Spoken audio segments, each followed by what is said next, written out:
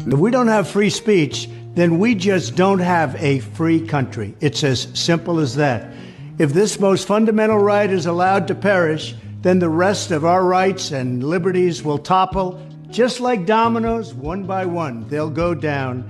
That's why today I'm announcing my plan to shatter the left-wing censorship regime and to reclaim the right to free speech for all Americans.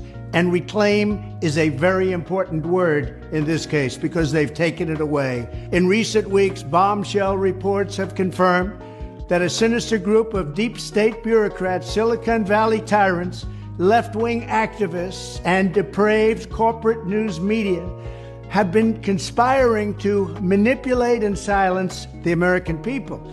They have collaborated to suppress vital information on everything from elections to public health.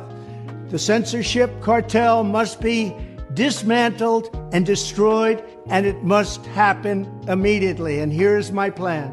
First, within hours of my inauguration, I will sign an executive order banning any federal department or agency from colluding with any organization, business, or person to censor, limit, categorize, or impede the lawful speech of American citizens. I will then ban federal money from being used to label domestic speech as mis- or disinformation. And I will begin the process of identifying and firing every federal bureaucrat who has engaged in domestic censorship, directly or indirectly, whether they are the Department of Homeland Security, the Department of Health, Human Services, the FBI, the DOJ, no matter who they are. Second, I will order the Department of Justice to investigate all parties involved in the new online censorship regime, which is absolutely destructive and terrible, and to aggressively prosecute any and all crimes identified. These include possible violations of federal civil rights law, campaign finance laws, federal election law, securities law, and antitrust laws, the Hatch Act, and a host of other potential criminal, civil, regulatory, and constitutional offenses. To assist in these efforts, I am urging House Republicans to immediately send preservation letters, and we have to do this right now, to the Biden administration, the Biden campaign, and every Silicon Valley tech giant, ordering them not to destroy evidence of censorship.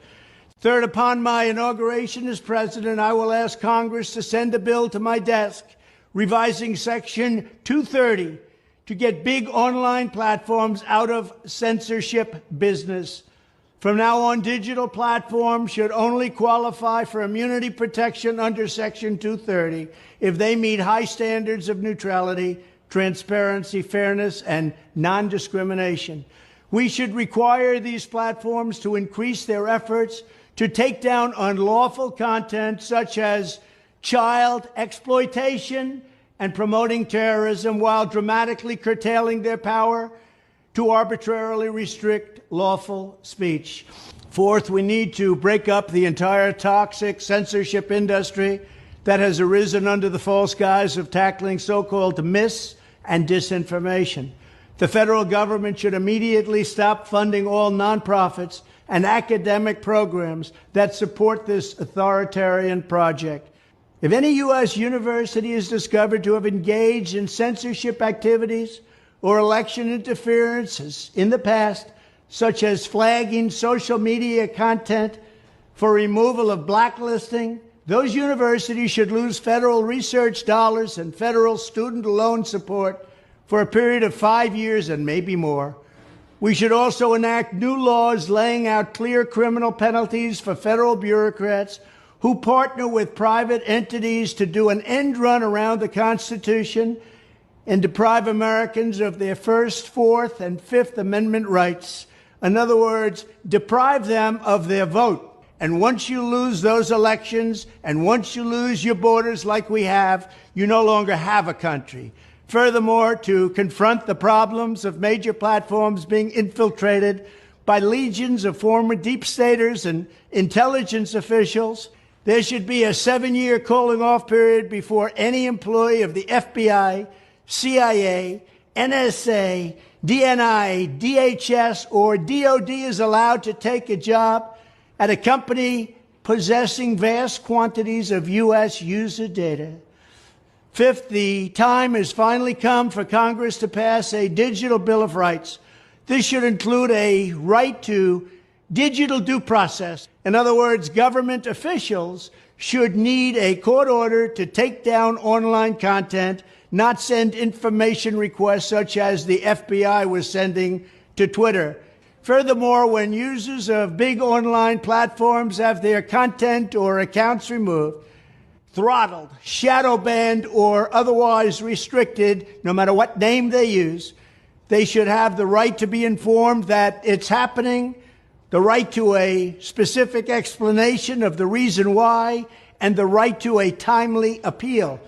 In addition, all users over the age of 18 should have the right to opt out of content moderation and curation entirely and receive an unmanipulated stream of information if they so choose.